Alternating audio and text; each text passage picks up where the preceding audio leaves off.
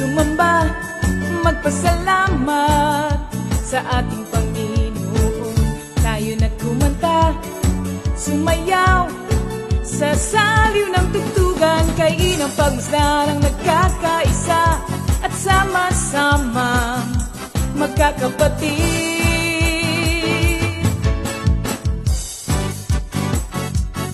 Tayo na't sumamba, kumanta, tayo na't sumamba, sumayaw kay Jesus.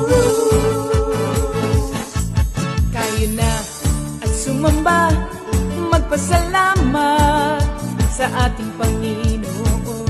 Tayo na't kumanta, sumayaw sa saliw ng tugtugan, kay inang pagmasdan ang nagkakaisa at sama-sama magkakapatid.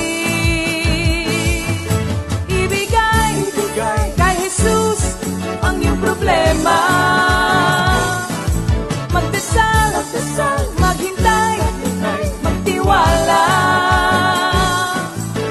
Sa oras ng pangangailangan, si Jesus ang katugunan. Si Jesus ang ating Panginoon, kailanman di Kanya iiwan. Si Jesus ang ating Panginoon, kasama sa lahat ng oras. Papuri at pasasalamat tanging sa'yo, alay. Tanging sa'yo, alay.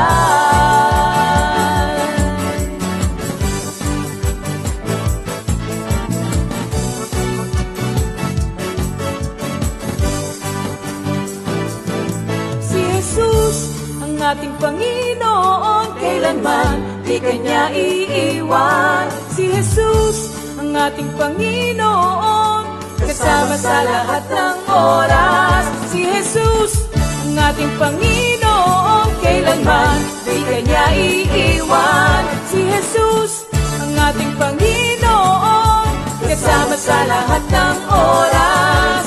Papuri at pasasalamat tanging sa'yo, alay. Tanging sa'yo, alay.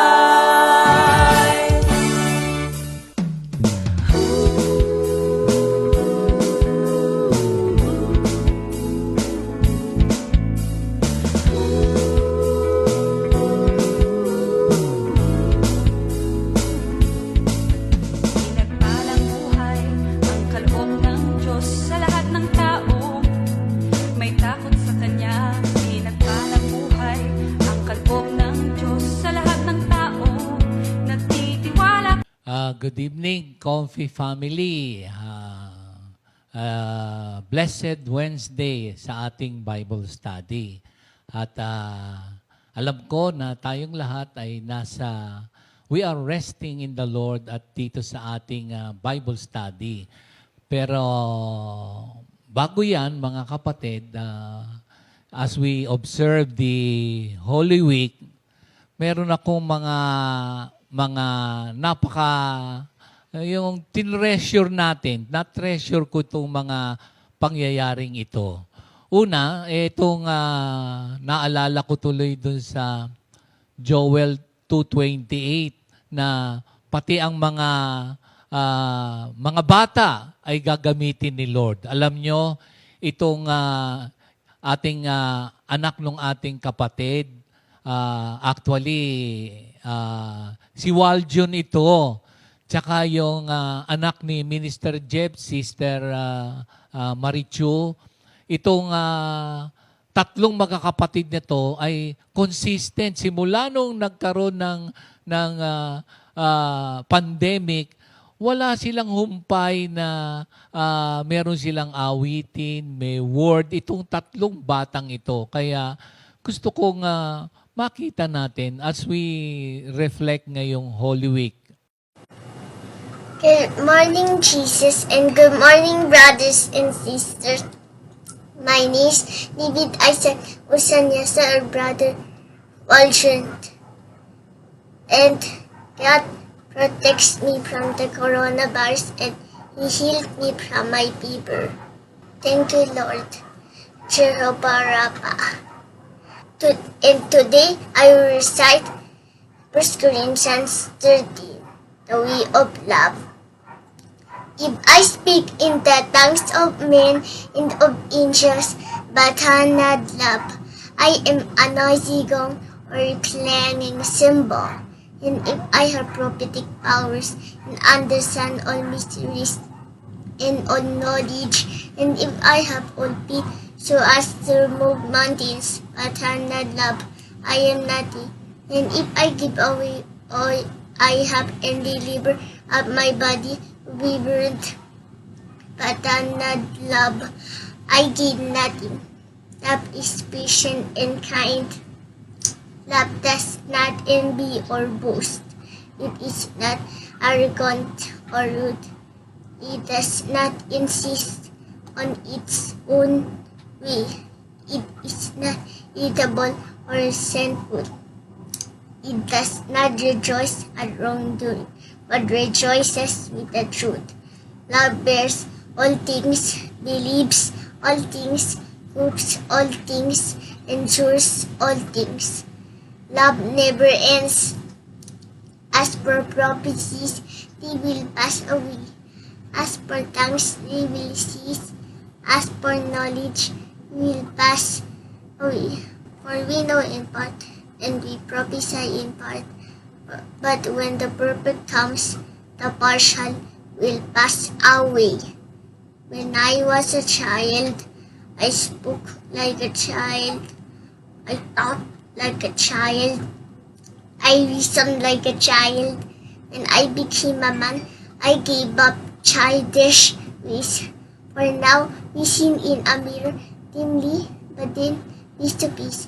Now I know in part, and I shall know fully, even as I've been fully known. So now faith, hope, and love abide. These three, but the greatest of these is love. Thank you, Lord. Magandang gabi po mga kapatid! Dito po sa 1 Corinthians 1 verse 30. Sa Kanya nagmula ang buhay na taglay ninyo dahil sa pakikipag-isa ninyo kay Kristo Jesus na siyang ginawang karunungan natin. Sa pamamagitan din niya tayo itinuring na matuwid, ginawang banal at iniligtas ng Diyos. 'Cause you're unfailing love, I can enter your house. I will sing, I will worship with a deepest song. Your glory is higher than heaven. 'Cause you're unfailing love, I can enter your house. I will sing, I will worship with the deepest song. Your glory is higher than heaven.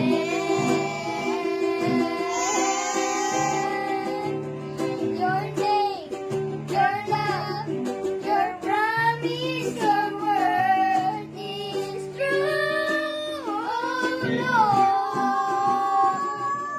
Your name, your love, your promise, your word is true, oh Lord.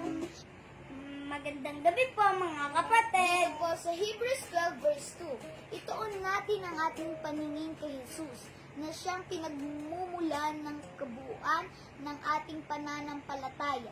Dahil sa kagalakang naghihintay sa Kanya, hindi niya ikinahiya ang mamatay sa krus at siya ngayon nakaupo sa kanan ng trono ng Diyos.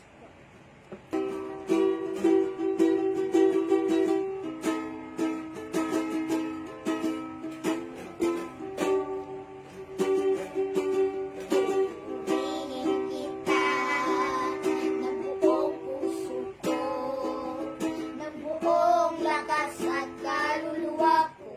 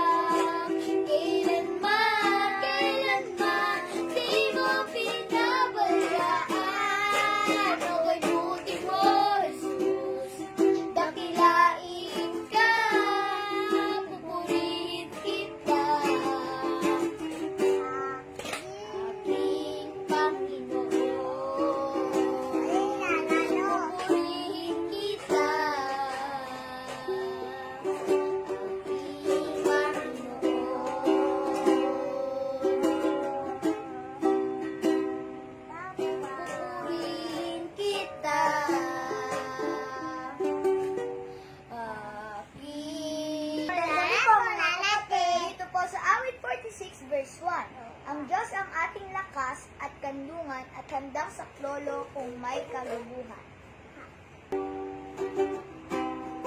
The Lord is my light and my salvation.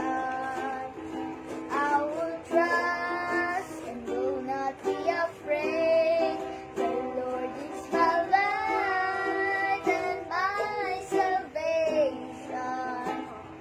I will trust and will not be afraid.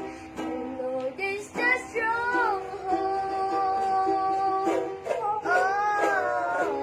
my life. My soul finds rest in you, O God.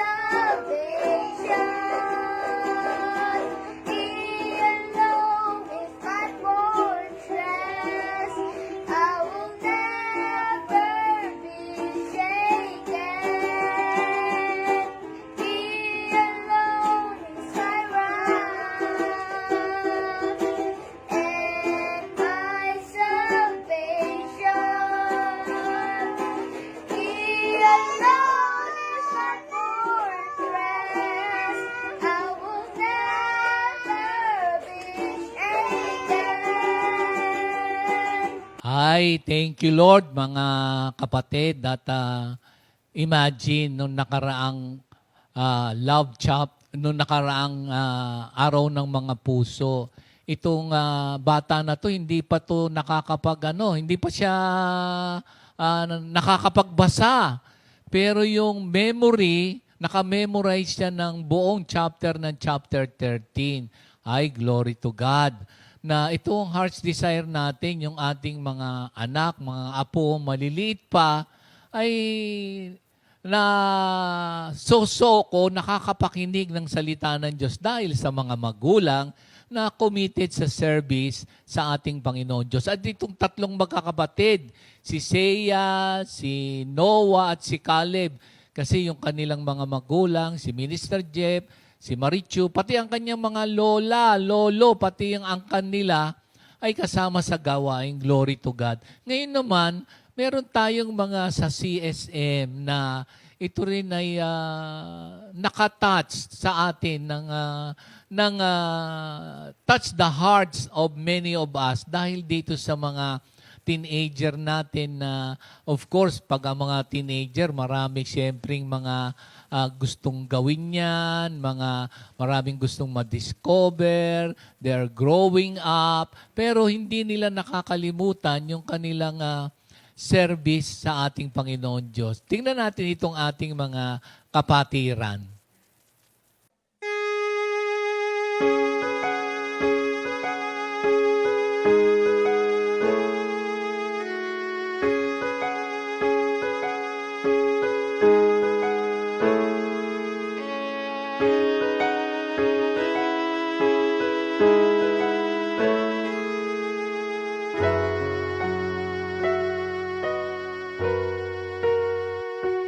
In my life, I have never wanted anyone as much as I wanted you.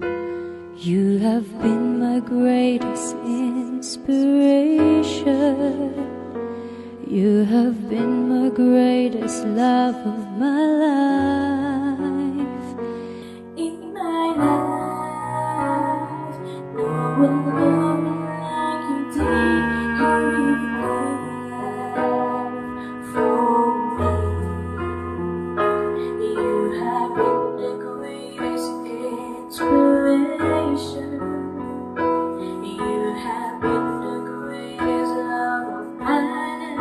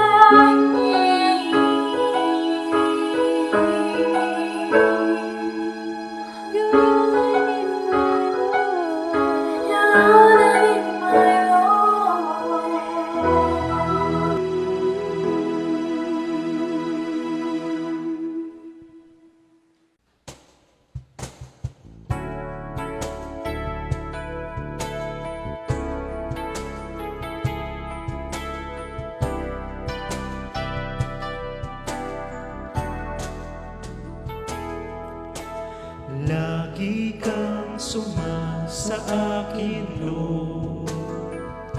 Mahal kita, mahal kita. Lagi kang suma sa akin, Lord. Mahal kita, mahal kita. Ang pag-ibig mo sa'kin ay di nagmamano magpakailanman, Panginoon. Ang pag-ibig mo sa'kin ay di nagmamano magpakailanman. Ito'y tunay.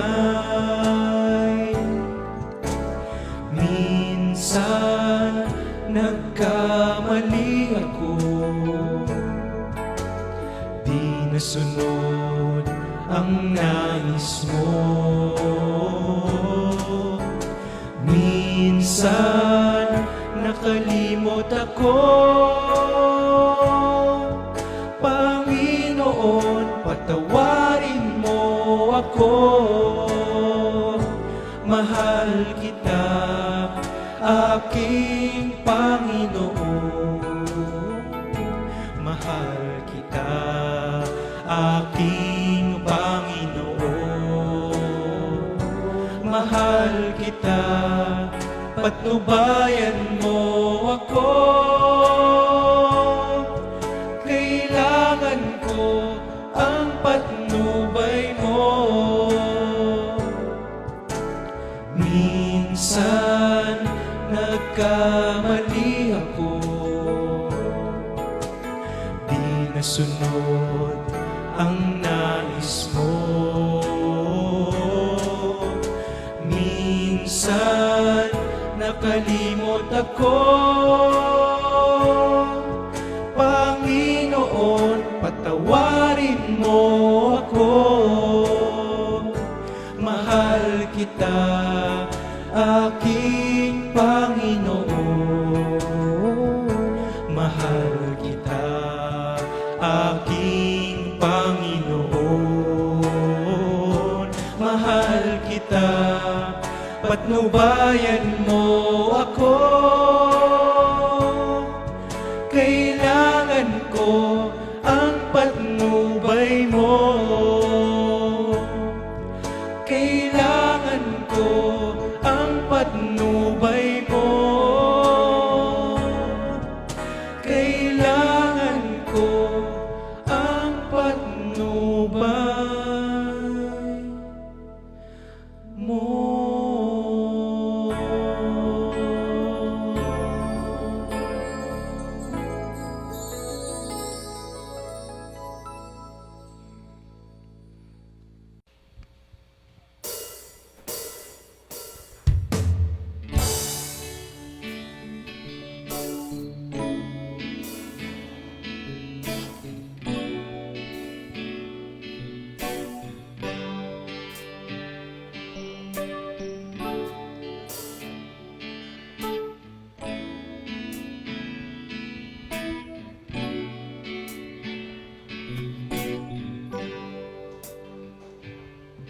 When the world is cruel on you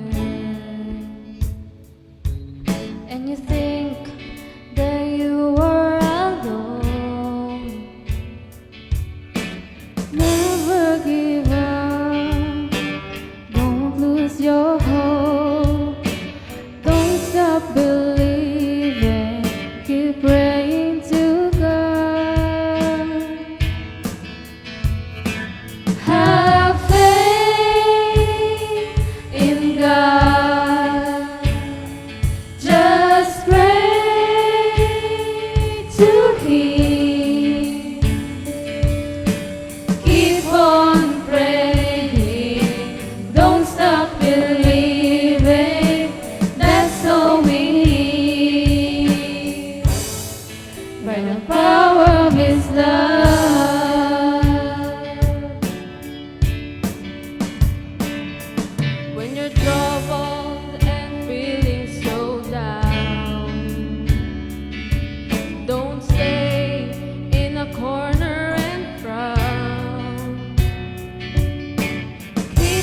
in mind.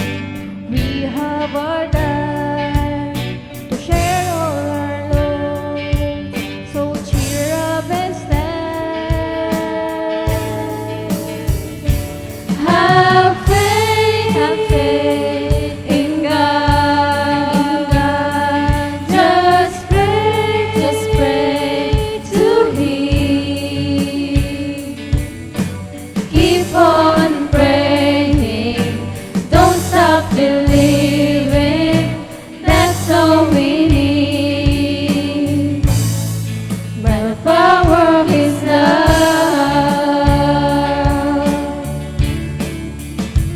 Keep in mind, God is powerful.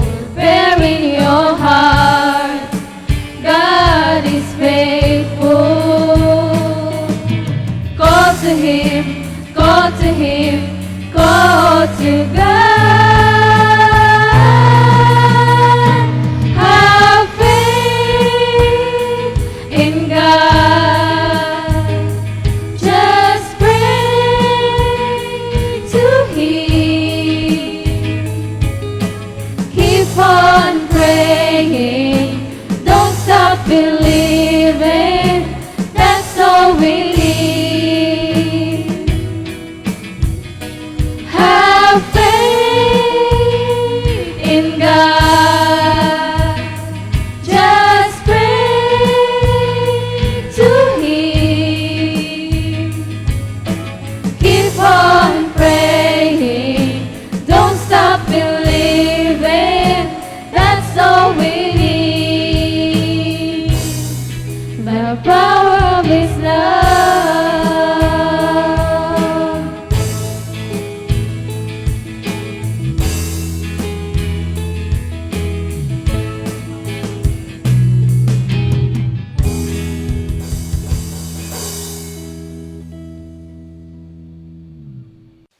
Ay, thank you Lord, Sister Nicole from San Pablo, Sister Eunice sa ating Quezon City, at salamat din sa ating Voice for God tsaka Gift of God. Thank you Lord. O ngayon naman mga kapatid, maaalala din natin ang ating mga kapatiran. Tignan ninyo itong mga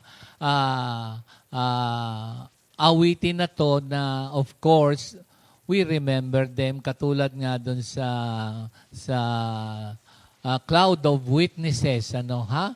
They are with the Lord na ating pong pag-aaralan ngayon ay hango sa Efeso, Kabanata 6, Talata 18.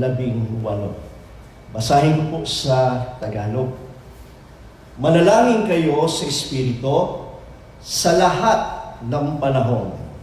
Sa bawat panalangin at pagsamo at sa bagay na ito, maging handa na may buong pagtitiyaga at pagsusumamo para sa lahat ng mga banal.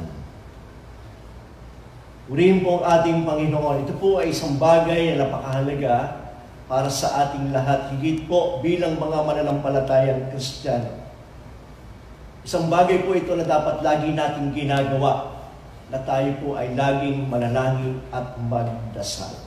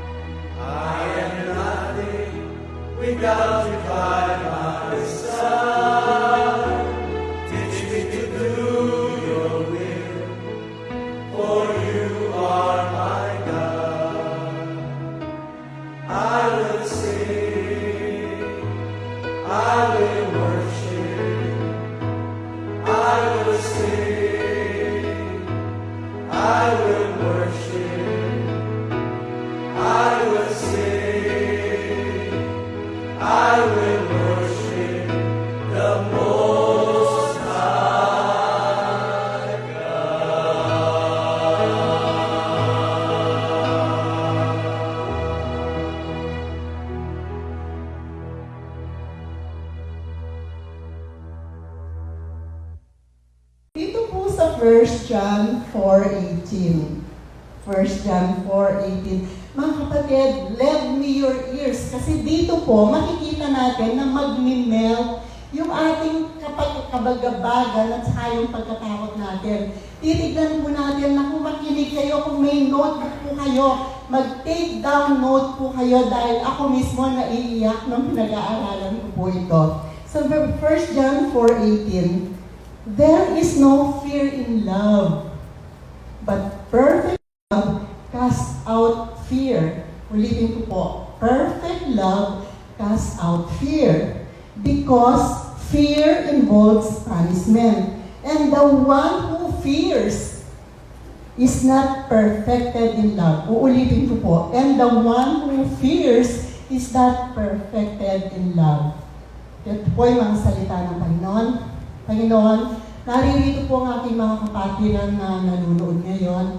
Tulungan mo pong buksan ang kanilang puso at kaisipan para maintindihan nila, Panginoon, ang mensahe mo ngayon, lalo na ngayong sitwasyon na hindi po maganda. Salamat po, Diyos, na mangusap ka po sa kanila. At ngayong oras na ito, salamat din po sa Espiritu Santo mo ang magtuturo. Mangusap ka, Panginoon, kami po ay makikinig sa pangalan ng anak mong si Jesus. Amen. Thank you. Bakit nga po tayo may bagabag? Tingnan po natin. May nakuha kong acronym ng FEAR. Sulat niyo po ito, mga kapatid. FEAR. False evidence appearing real. False evidence appearing real. So, tingnan po natin. Ang fear po is a terror. Sisirain ka nito, dudurugin ka nito. Extremely bad. It is a powerful human emotion, and it activates the enemy. Pagka malamig takot ka, tinutulungan mo yung enemy para durugin ka.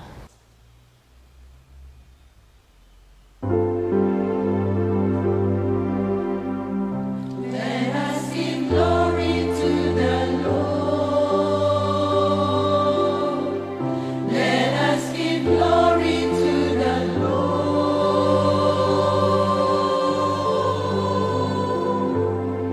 Give glory and honor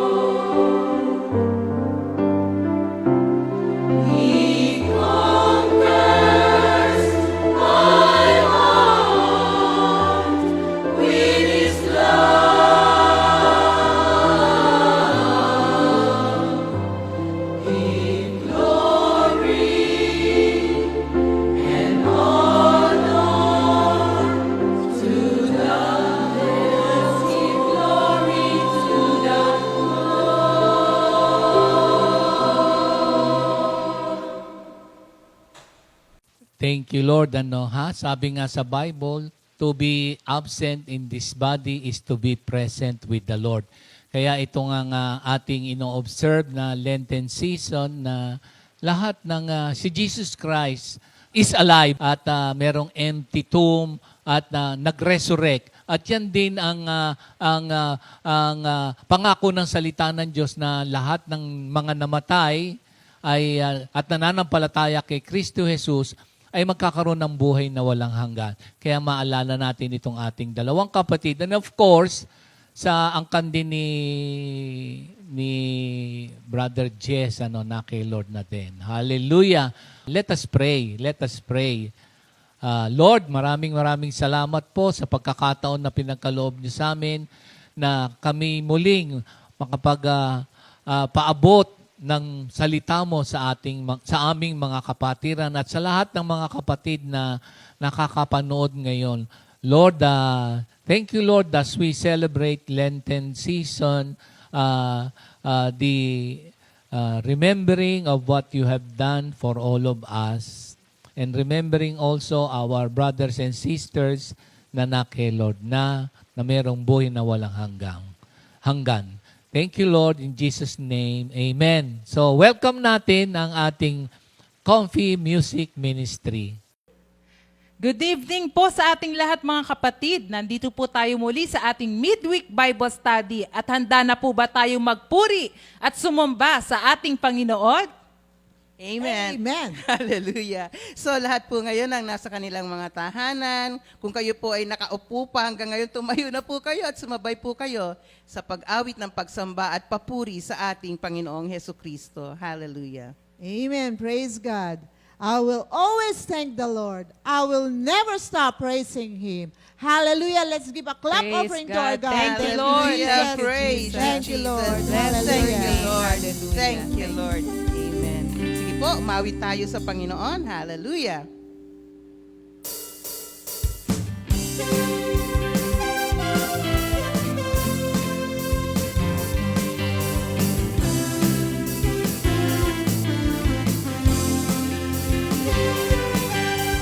Di ko na malilimutan pag-ibig mo sa aking pinadama.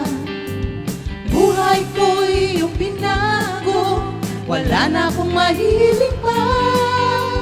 Buhay ko ay alay sa'yo, Jesus, gamitin mo. Ikaw lang ang paglilingkuran sa buong buhay ko. Kaya Kristo, ako'y gamitin mo. Si Yahweh papurihan. Si Yahweh ay papurihan, buong pusong paglilingkuran. Buhay ko'y kanyang inayos, sa kasalanan inubos. Buhay ko'y alay sa'yo, Jesus, gamitin mo. Ikaw lang ang paglilingkuran sa buong buhay ko. Kaya Kristo, ako'y gamitin mo. Minsan pa, di ko na malilimutan. Di ko na malilimutan pag-ibig mo sa aking pinadama. Buhay ko'y iyong pinaro, wala na akong mahiling pa.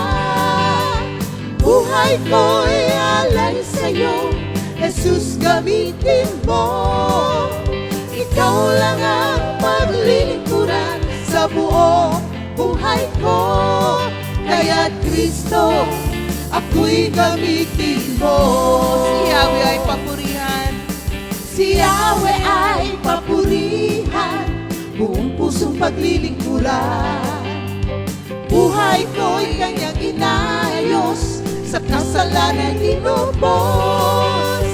Buhay ko'y alay sa'yo, Jesus, gamitin mo. Ikaw lang ang paglilingkuran sa buong buhay ko.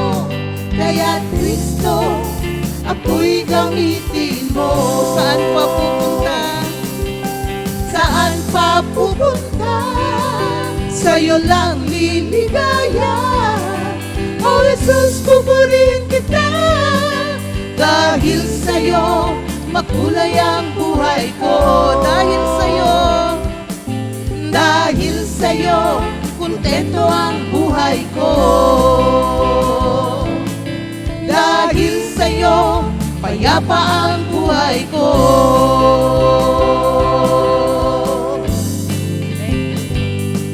Si Jesus ang ating kalakasan. Si Jesus ang batong di matitinag, matibay na muog at tanging tanggulan ang sa atin ay nag-iingat. Si Jesus ang daan at katotohanan.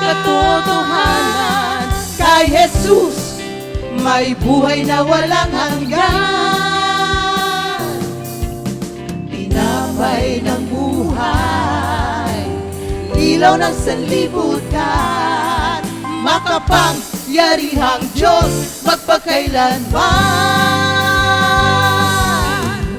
Hallelujah, purihin siya.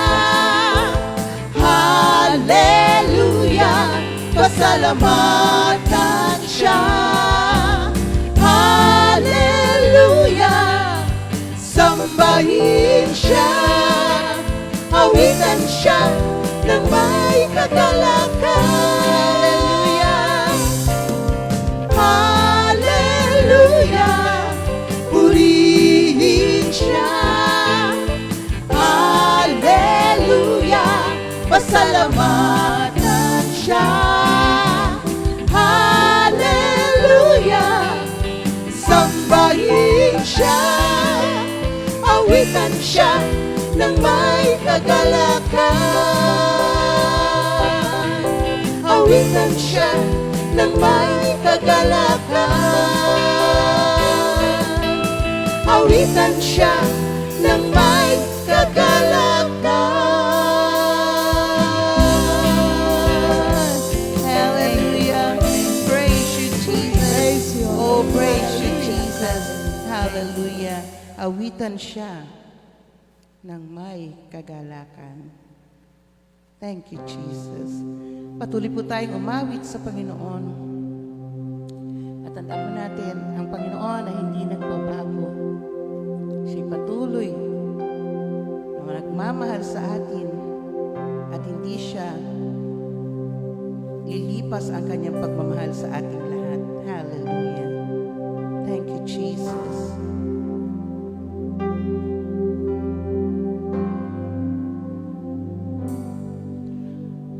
Panginoon,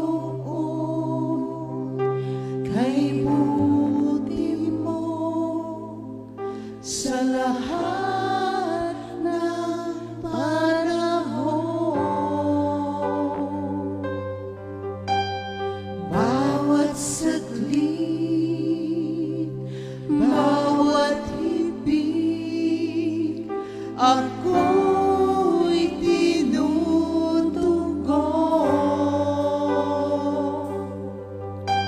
wala nang iba pang mas mahalaga, kundi ang sa'yo'y umasa. Pagkat ang iyong salita ay tunay at wagas.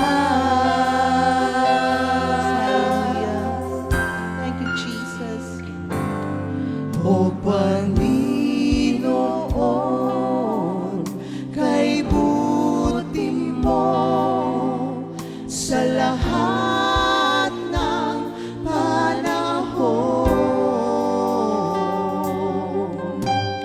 Bawat saglit, bawat hibig, ako'y tinutugon.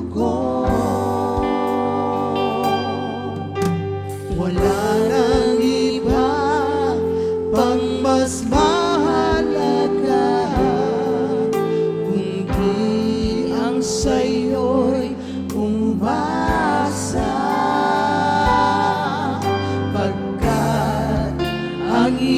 salita ay tunay na wagas.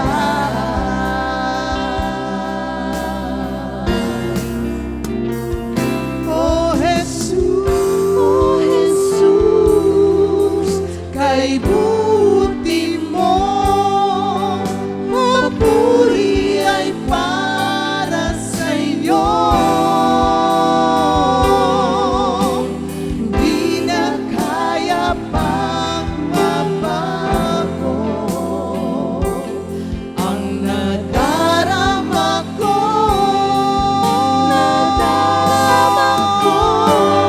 O Jesus, kay buti mo, papuri ay para sa iyo. Di na kaya pang mabago ang nadarama ko.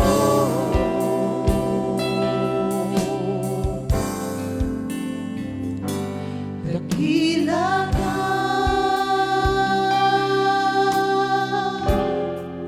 sa lahat ng panahon.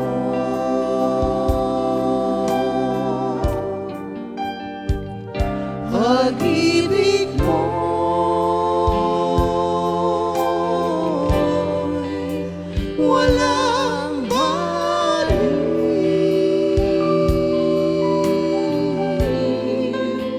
Pag-ibig mo sa akin di nagbabago magpakailanman. Dakila ka, Panginoon, sa lahat ng panahon.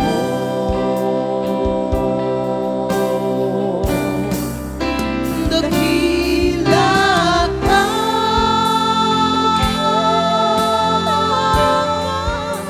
dakila ka,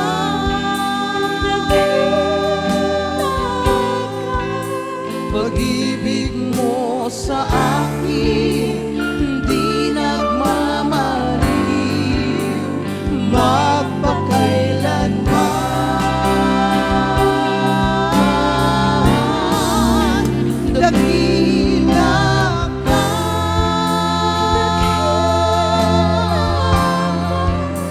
dakila ka,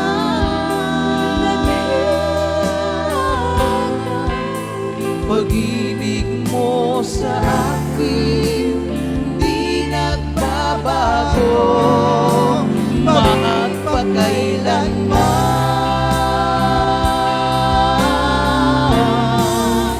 Dakila ka,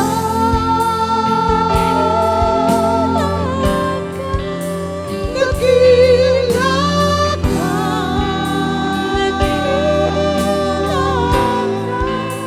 pag-ibig mo sa akin di nagbabago.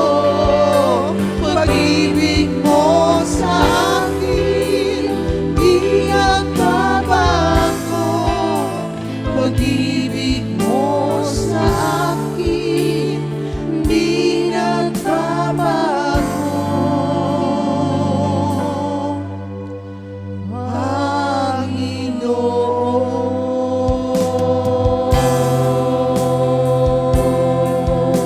Panginoon. Hallelujah. Thank you, Lord Jesus. Dakila ka, O Diyos. Dakila ka, O Diyos. Purihin ang ngalan mo. Hallelujah. Salamat sa'yo, Panginoon. Salamat sa'yo, Jesus. Kay buti mo sa akin. Hallelujah. Thank you, my Jesus.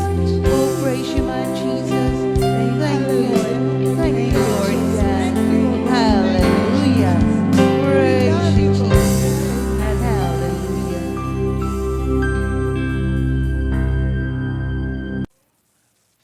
Thank you, Lord, sa mga awitin. At again, bago tayo sa ating Bible study, we will welcome ang ating fellow elder. But before that, meron muna tayong song before the word.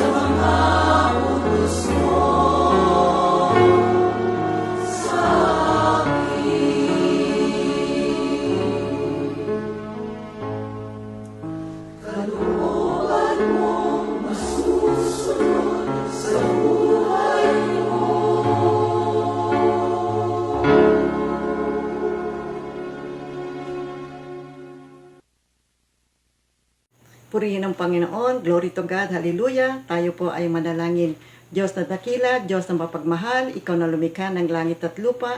Kami po ay nagpupuri at papasalamat sa muli ninyong pagbibigay sa amin ng pagkakataon upang kami po ay makapag-aral ng inyong mga banal na salita. Padala po ninyo ang banal na Espiritu na siya pong maggagabay sa amin, magtuturo at magpapaliwanag ng inyong nais naming matutunan ngayong gabi nito. Marami pong salamat sa lahat ng biyaya, Panginoon. Dakilain ang iyong banal na pangalan. In Jesus' name we pray. Amen. Glory to God. Ngayon po ay tatalakayin natin ang ikalawang bahagi ng 7 last words. Last week, kinalakay natin yung 1, 2, 3, 4. Ngayon naman, tatalakayan natin yung ikalima, ika-6 at ikapito. At mayroon pa tayong karagdagang pag-aaral, yung Jesus at the Garden of Gethsemane. Ano ho ba ang kahalagahan ng kamatayan ng ating Panginoong Jesucristo? His death was the supreme, complete, and final sacrifice that secured our salvation. Dahil sa kanyang ginawang pagdurusa at kamatayan, tayo pong lahat ay nagkaroon ng kapatawaran ng ating mga kasalanan at tayo ay nagkaroon ng kaligtasan. Hebrews 9 verse 12, minsan lamang pumasok si Kristo sa dakong kabanal-banalan at iyo'y sapat na. Hindi dugo ng mga kambing at guya ang kanyang inihandog, kundi ang sarili niyang dugo upang magkaroon tayo ng walang hanggang kaligtasan. Kaya sa John 3:16, sapagkat gayon na lamang ang pag-ibig ng Diyos sa sangkatauhan, kaya't binigay niya ang kanyang kaisa-isang anak upang ang sino mang sumampalataya sa kanya ay hindi mapahamak, kundi magkaroon ng buhay na walang hanggan. Ikalawa, Jesus' final statements revealed what is in His heart. Sabi nga, ang isang taong malapit ng mamatay, mahalaga ang kanyang mga salitang binibitiwan at ito ay ating pinahahalagahan. So, ganun din sa ating Panginoong Jesucristo, mahalaga po ang kanyang 7 last words. See, it reveals the heart of Jesus. And what made Jesus overcome the sufferings? Unang-una, Jesus loves the Father. John 14:31. Subalit, ginagawa ko ang iniutos sa akin ng Ama upang malaman ng sanlibutan ito na iniibig ko ang Ama. Ikalawa, Jesus loves to obey the will of God. He was obedient unto death. Philippians 2:8, ipinanganak siya bilang tao at nang siya ay maging tao, nagpakumbaba siya at naging masunurin hanggang kamatayan, maging ito man ay kamatayan sa krus. Kahanga-hanga ang ginawang ito ng ating Panginoong Jesucristo. Ikatlo, Jesus loves mankind and desires to save man. Love made him overcome and bear the suffering unto death. Kay Ephesians 5 verse 2, mamuhay kayo ng may pagmamahal tulad ni Kristo dahil sa kanyang pagmamahal sa atin, inialay niya ang kanyang buhay bilang mabangong alay at handog sa Diyos. Purihin ng Diyos. Ngayon naman, talakayan natin yung ikalimang sa 7 last words, ang salitang, I am thirsty. What is the message of I thirst? Dito sa John 19 verse 28, alam ni Jesus na naganap na ang lahat ng bagay, kaya't upang matupad ang kasulatan ay sinabi niyang, nauuhaw ako. Ang bawat ginagawa at sinasabi ng ating Panginoon ay may dahilan at mayroong mensahe. Ano ang kanyang ibig sabihin sa sinabi niyang, ako'y nauuhaw? Una, as a human, ang Panginoong Diyos na si Jesucristo, He is experiencing physical thirst. At ikalawa, He is thirsty for soul. Jesus is saying, I thirst for you. 1 Timothy 2 verses 4 and 6, ibig ng Diyos ang lahat ng tao ay maligtas. Inihandog ni Jesus ang kanyang buhay upang tubusin ang lahat mula sa kasalanan. Mula sa puso ng ating Panginoong Jesucristo, sa nalalabing segundo ng kanyang buhay, ay kanyang inihahayag pa rin ang kanyang pag-ibig para sa sangkatauhan.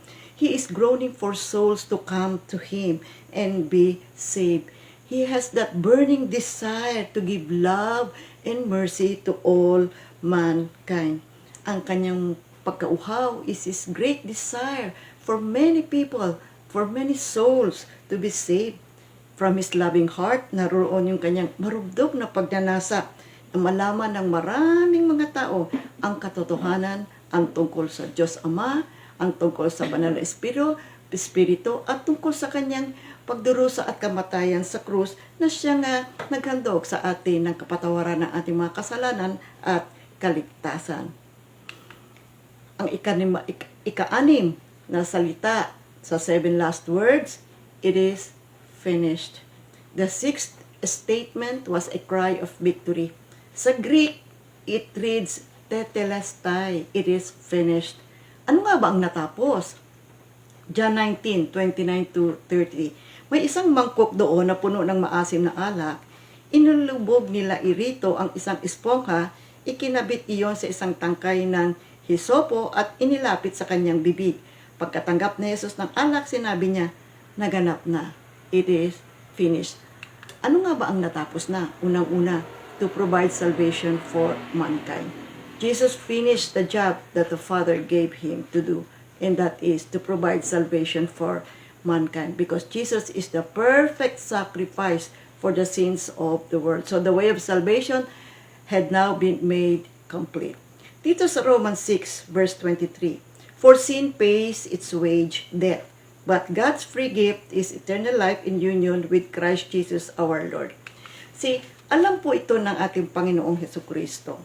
Kaya't ibinigay niya ang kanyang buhay, sapagkat ang kasalanan, ang kapalit nito ay kamatayan. At kung siya'y mamamatay sa krus, tayo po ay magkakaroon ng kaligtasan. So He willingly gave His life for the fulfillment of the Father's will. Kaya sabi niya sa John 10 verse 18, walang makakakuha ng aking buhay, kusa ko itong ibinibigay. Mayroon akong kapangyarihang ibigay ito at mayroon akong kapangyarihang kunin itong muli. Ang utos na ito'y tinanggap ko mula sa aking Ama. Ikalawa, the fulfillment of prophecy. Ang kanyang kamatayan fulfilled the prophecy in Isaiah 53 verses 10 to 11.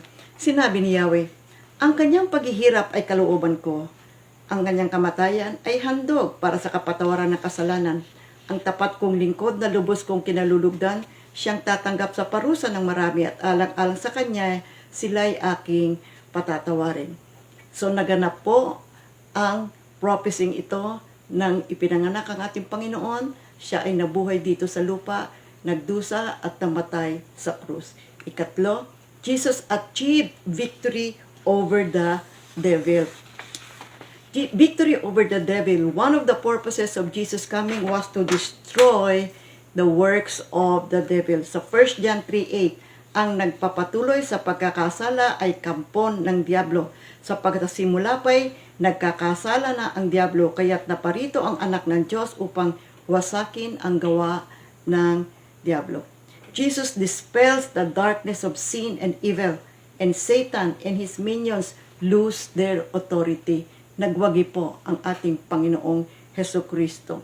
Kaya Romans 16 verse 20, the ruler of this world has already been judged. Ano na nga ba ang natapos? Ikaapat, Jesus' suffering is finished. It is with regard to His own suffering.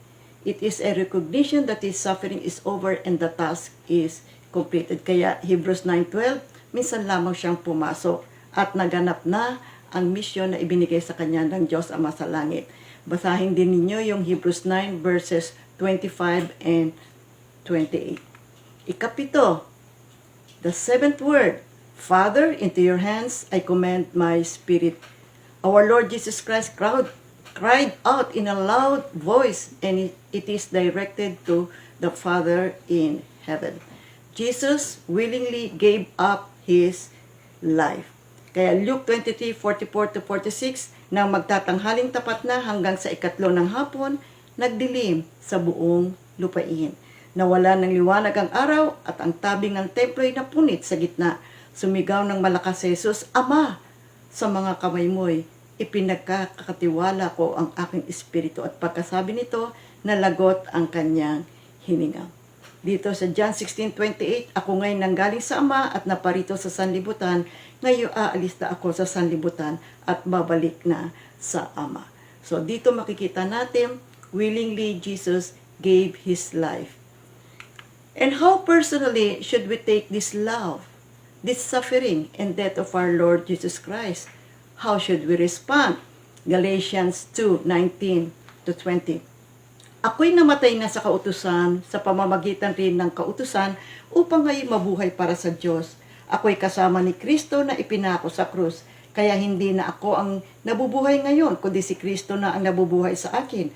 At ang buhay ko ngayon sa katawan ay ikinabubuhay ko sa pamamagitan ng pananampalataya sa anak ng Diyos na nagmahal sa akin at naghandog ng kanyang sarili para sa akin.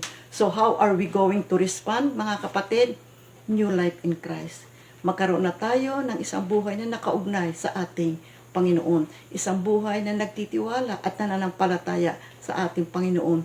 Sumusunod sa lahat ng kanyang mga itinuturo sa atin, sapagkat ang ginawa ng ating Panginoon ay isang kahanga-hanga at walang tanging ibang makagagawa nito kundi ang ating Panginoong Hesukristo. Kaya bigyan natin ng pagpapahalaga ang kanyang kamatayan sa krus. Purihin ang Panginoon. Ngayon naman po ay tatalakayin natin yung Jesus at the Garden of Gethsemane.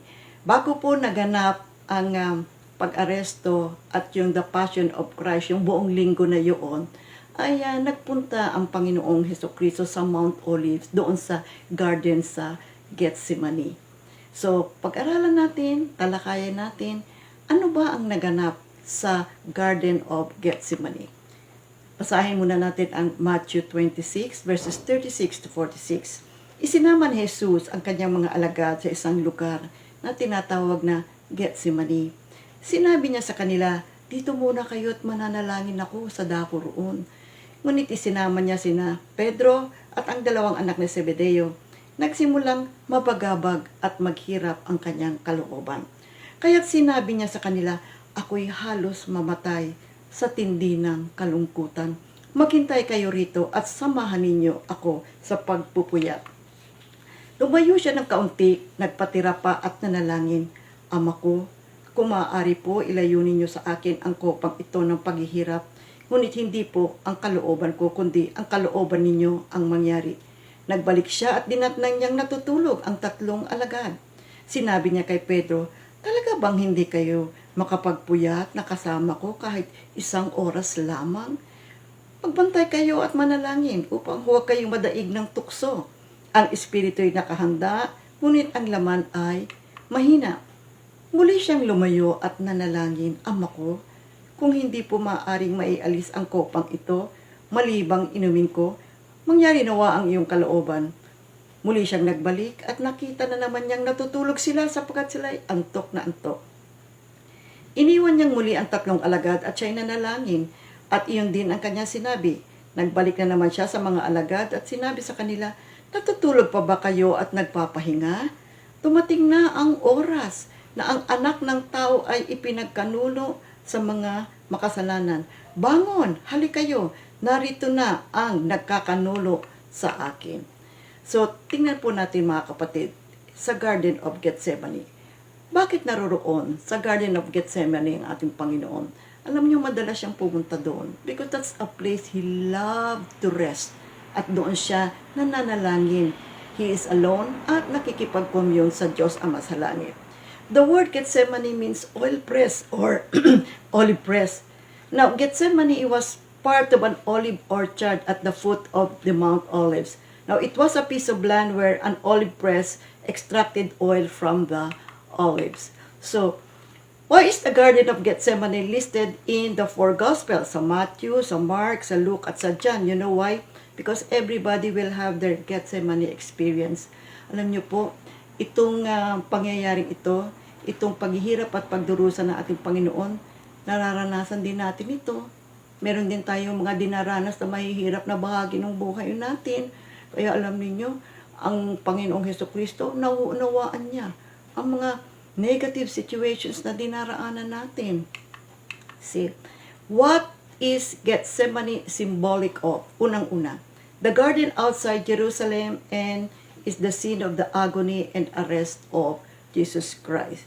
See, dito naganap yung pag-aresto sa ating Panginoon. Ikalawa, it's a place of great mental or spiritual suffering.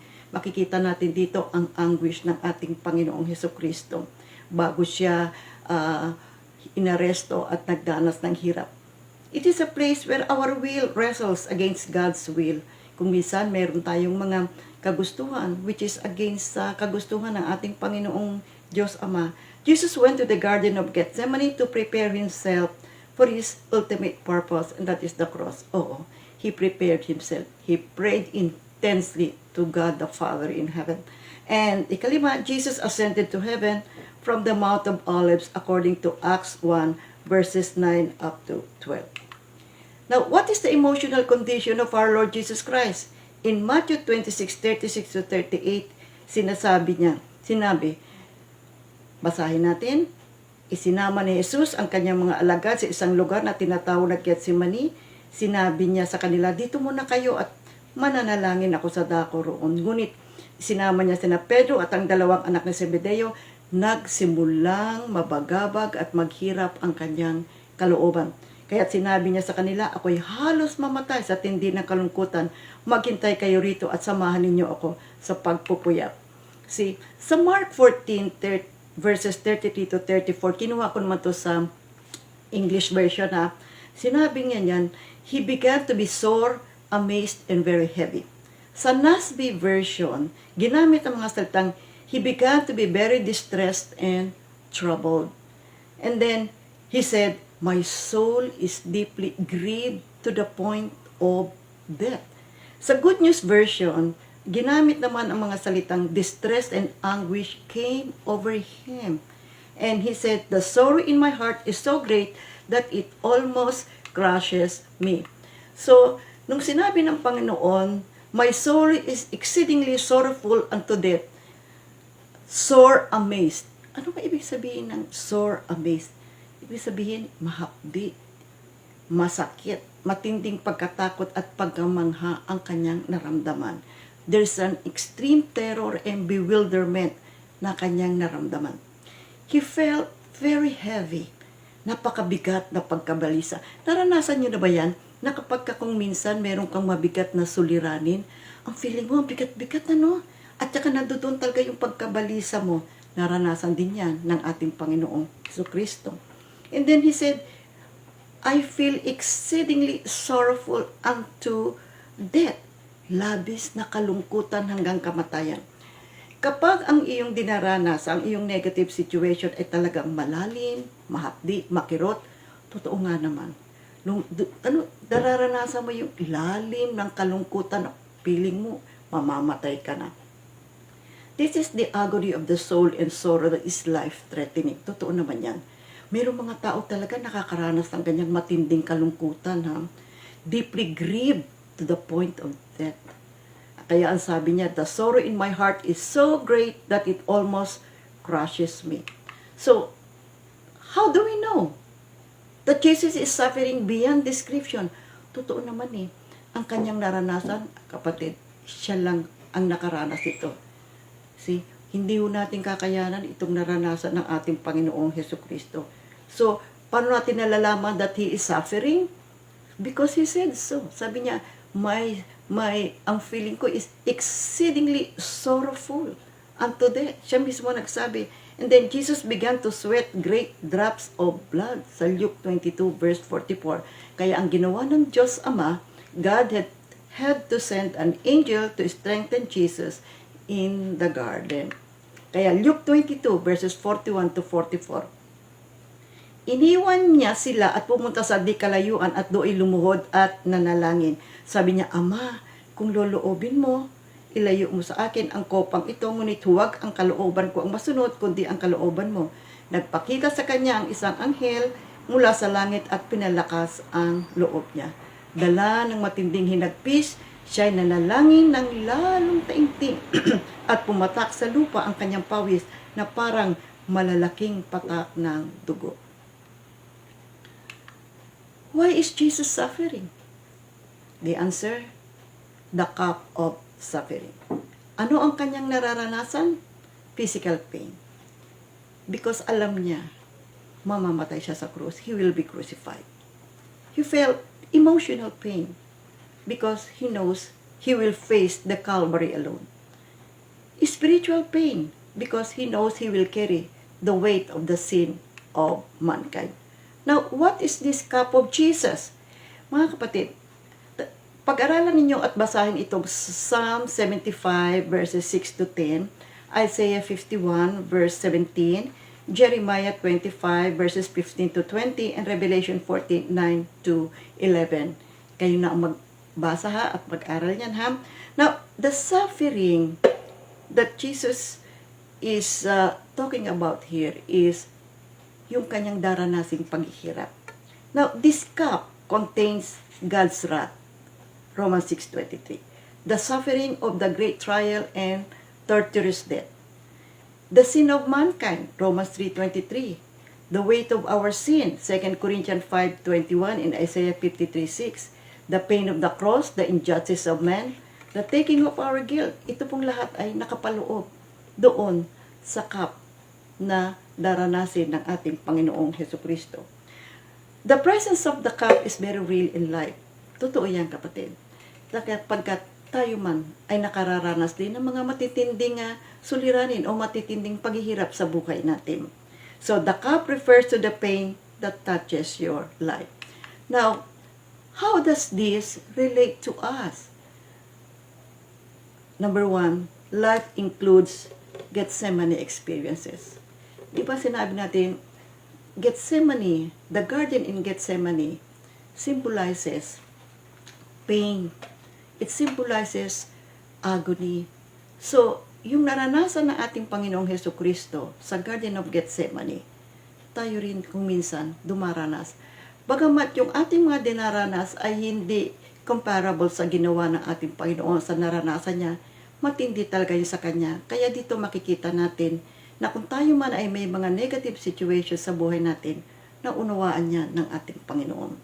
And Jesus as a human experienced physical pain, we also experience physical pain.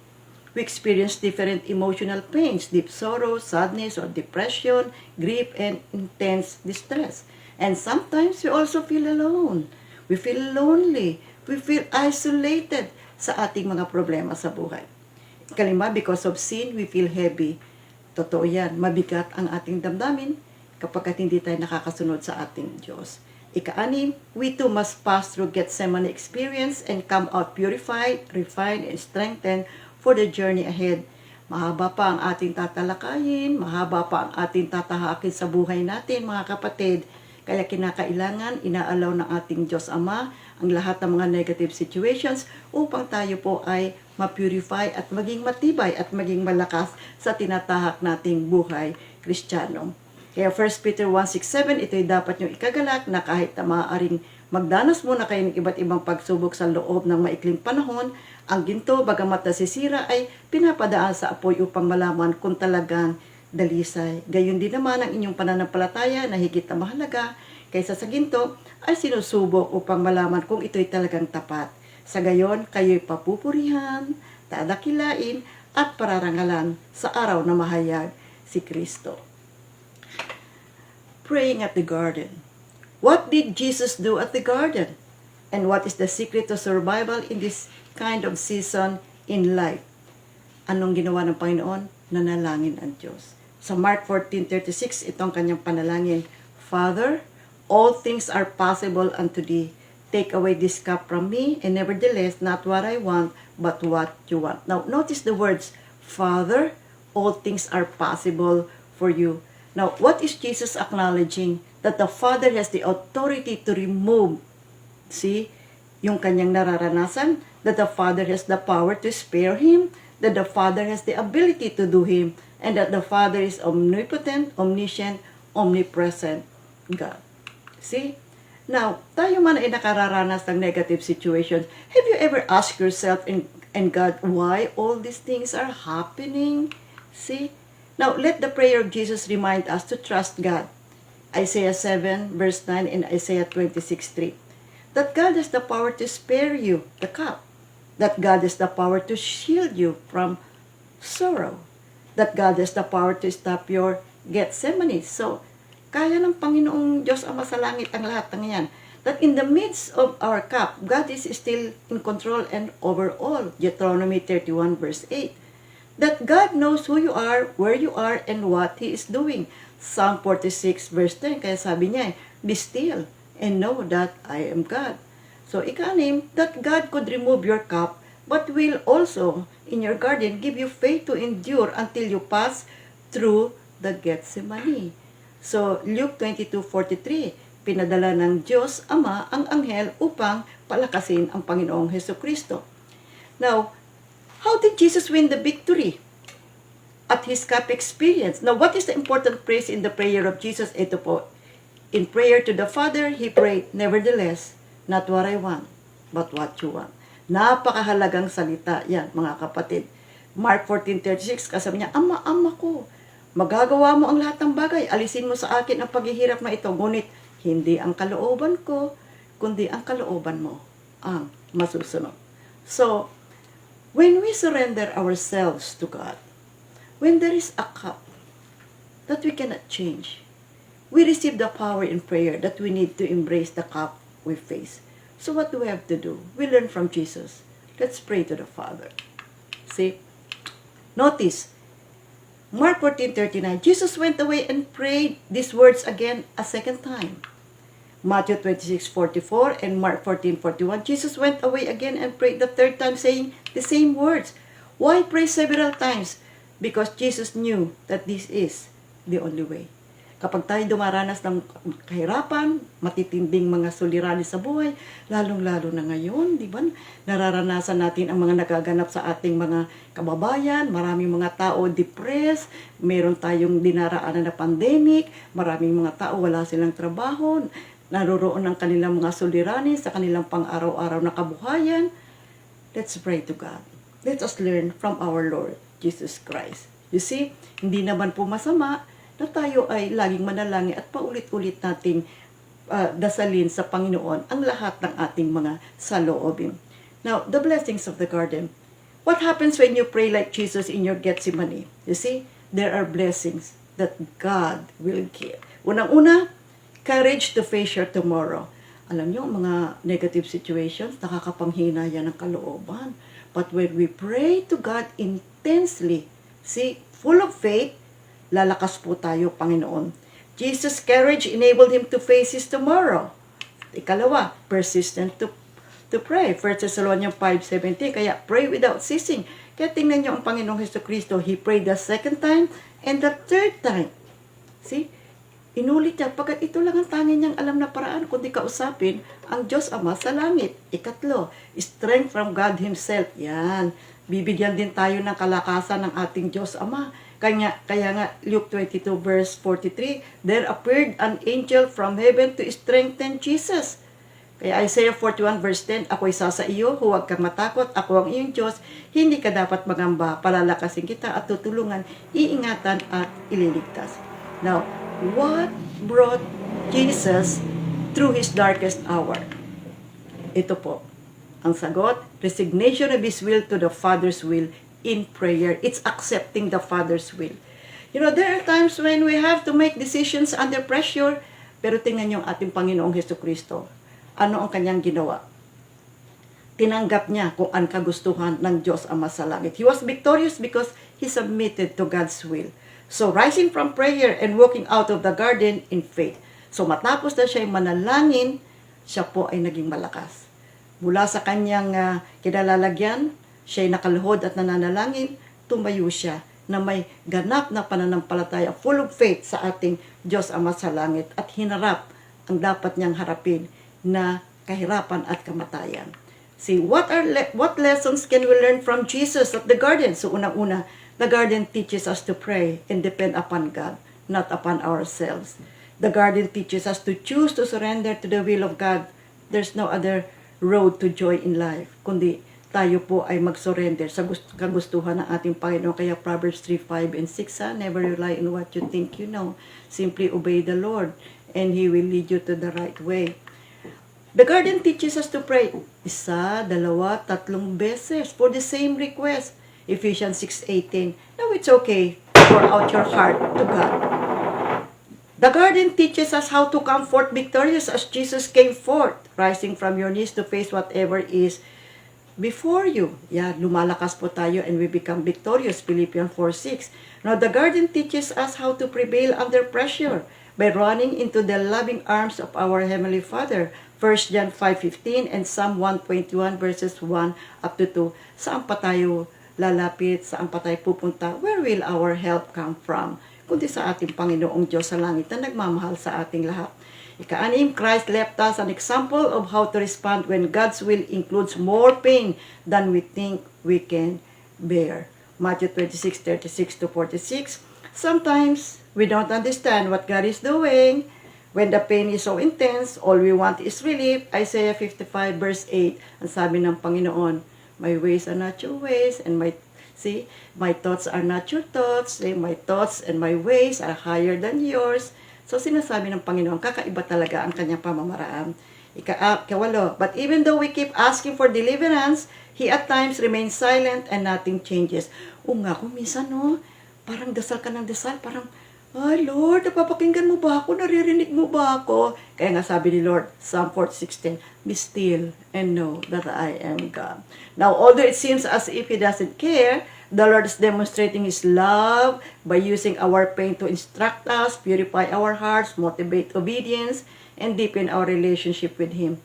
1 Peter 1:7, yes. Lahat ng mga pangyayaring ito ay upang tayo ay magkaroon ng isang malalim pa na kaugnayan sa ating Diyos. Ika-10, He will answer our prayers, but only in His time and way. In the meantime, He will give us comfort and strength, just as He did for Jesus in Gethsemane. Ecclesiastes 3 verse 1, everything happens at the time God chooses. Now, we cannot escape pain and adversity, but we can choose how to respond to it. Psalm 56 verse 3. Totoo, meron talagang mga negative situations, but we must learn how to respond. And like our Lord Jesus Christ, He trusted God. He prayed and He acted in faith and submitted to the will of God. 12, if we become angry or bitter, blame others, try to manipulate our way out of the situation or resist God, our suffering will be in vain.